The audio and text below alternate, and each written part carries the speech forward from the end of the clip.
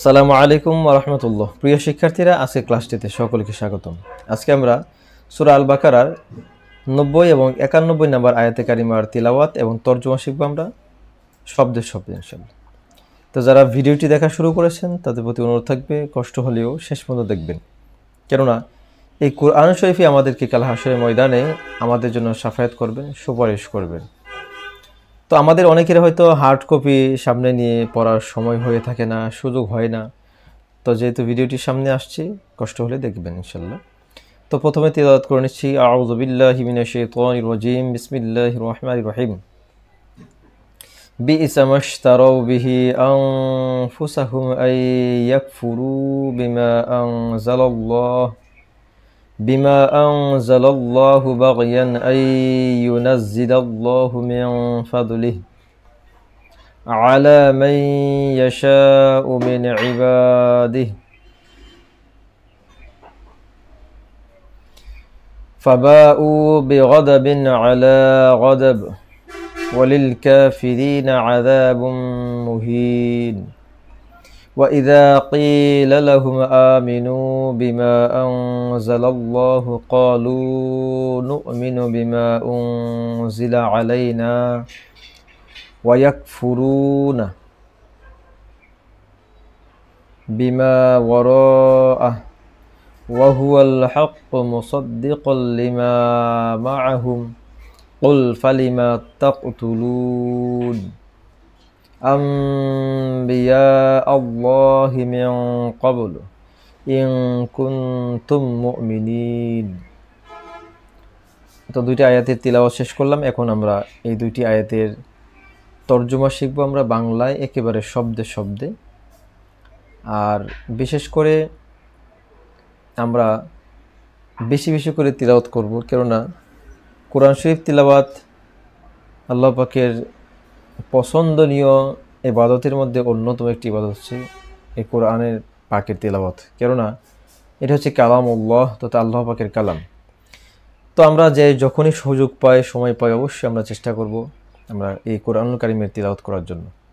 তো এখন আমরা শব্দে শব্দে এই অর্থটা ওঠানোর চেষ্টা করি।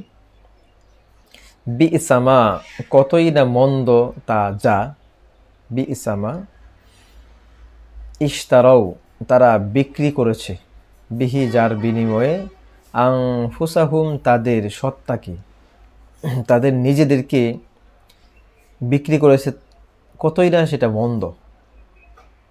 আই ইয়াকফুরু, যেহেতু তারা কুফরি করেছে, আই ইয়াকফুরু যেহেতু তারা কুফরি করেছে, বিমা তার সাথে যা, আনজালা নাজিল করেছেন আল্লাহ তাআলা, বাগিয়ান জিদের বশবর্তী হয়ে বা তাদের প্রতি ক্রোধের কারণে, আন এই কারণে যে, ইউনাজ্জিলা নাজিল করেছেন আল্লাহ তাআলা মিন থেকে, ফাদলি তার অনুগ্রহ, আলা উপরে, মান যার, ইয়াশা ইচ্ছা করেন, মিন মধ্য থেকে, ইবাদি তার বান্দাদের। অর্থাৎ কতই না মন্দ যার বিনিময়ে তারা স্বীয় সত্তাকে বিক্রি করেছে, তাদের নিজেদেরকে বিক্রি করেছে, যেহেতু তারা কুফরি করেছে, তার সাথে জিদের বশবর্তী হয়ে যা আল্লাহ নাজিল করেছেন শুধু এই কারণে যে আল্লাহ তার বান্দাদের মধ্যে যার প্রতি ইচ্ছা অনুগ্রহ নাজিল করেন। তা আমরা অনেক আয়াত বা অনেক শব্দ অর্থ বুঝি বা না বুঝি যদি আমরা তিলাওয়াত করি, এটার অর্থ জানার চেষ্টা করি, তাহলে অবশ্যই আমরা এখান থেকে উপকৃত হব। আর আস্তে আস্তে অনেক শব্দের অর্থ ইনশাল্লাহ আমরা জেনে যাব, শিখে ফেলব ইনশাল্লাহ। তারপরে ফাবাউ, সুতরাং তারা অর্জন করেছে, বিগদাবিন গজব, ক্রোধ, আলা উপরে, গজব গজবের উপরে, ও এবং, আর, লিল কাফিরিনা কাফেরদের জন্য রয়েছে, লি মানে জন্য, কাফিরিনা কাফেরদের জন্য রয়েছে, আযাবুন শাস্তি, মুহিন লাঞ্ছনাদায়ক। তো প্রিয় শিক্ষার্থীরা, আমরা যেই শব্দগুলো নতুন মনে হবে এগুলো আমরা বেশি বেশি করে পড়বো, কয়েকবার পড়বো, তখন আমাদের ইনশাআল্লাহ মনে থাকবে। মুহিন মানে হচ্ছে লাঞ্ছনাদায়ক, অপমানজনক। আচ্ছা, 91 নম্বর আয়াত। ও এবং আর, ইদা যখন কিলা বলা হলো লাহুম তাদেরকে, আমিনু তোমরা ঈমান আনো, বিমা তাতে যা, আনজালা নাজিল করেছে আল্লাহ তাআলা, ক্বালু তারা বলল, নুমিনু আমরা ঈমান রাখি, আমরা ঈমান রাখি, বিমা তাতে যা, উনজিলা নাজিল করা হয়েছে, আলাইনা আমাদের প্রতি। ও আর, ইয়াকফুরুনা তারা অস্বীকার করে, তারা অস্বীকার করে, অমান্য করে, কিসের? বিমা সব কিছু, তা কোরআন ছাড়া, কোরআন ছাড়া যা সব কিছু তারা অস্বীকার করে।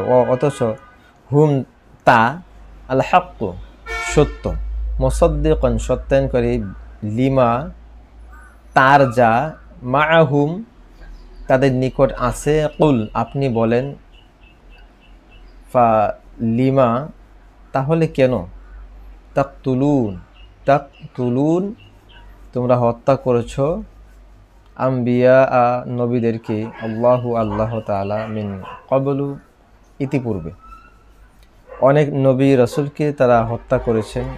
আমরা জানি যে 1,24,000 মতান্তরে 2,24,000 নবী এবং রাসূল প্রেরণ করেছেন আল্লাহ রাব্বুল আলামিন আমাদের হেদায়েতের জন্য তথা মানব জাতির হেদায়েতের জন্য। কিন্তু বিভিন্ন জাতি, বিভিন্ন সম্প্রদায় তাদের নবী এবং রাসূলদেরকে তারা হত্যা করেছেন, তারা কতল করেছেন। ইন যদি, কুনতুম তোমরা হও, মুমিনুন বিশ্বাসী, যদি তোমরা বিশ্বাসী বা মুমিন হয়ে থাকো তাহলে কেন তোমাদের নবী এবং নবীদেরকে তোমরা হত্যা করেছো, কতল করেছো কেন? তো প্রিয় শিক্ষার্থীরা, আমরা আজকে এই দুইটি আয়াতে কারিমার তিলাওয়াত এবং তর্জমা শিখলাম আমরা বাংলায় শব্দে শব্দে। আমরা যদি প্রতিনিয়ত আমাদের প্রচেষ্টা যদি চালিয়ে যাই, অবশ্যই আমরা সফলতা অর্জন করতে পারবো।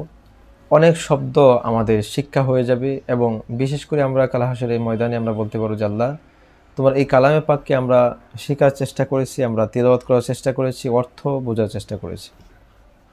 তো আল্লাহ রাব্বুল আলামিন যেন আমাদের সকলকেই এই কালামুল্লাহ শরীফ আমরা যেন তিলাওয়াত করতে পারি, শিখতে পারি, জানতে পারি এবং তার তর্জমা আমরা বুঝতে পারি। আল্লাহ পাক যেন আমাদের সকলকেই সেই তৌফিক নসিব করেন, সেই প্রত্যাশায় আজকের মতো বিদায় নিচ্ছি। আসসালামু আলাইকুম ওয়া রাহমাতুল্লাহি ওয়া বারাকাতুহু।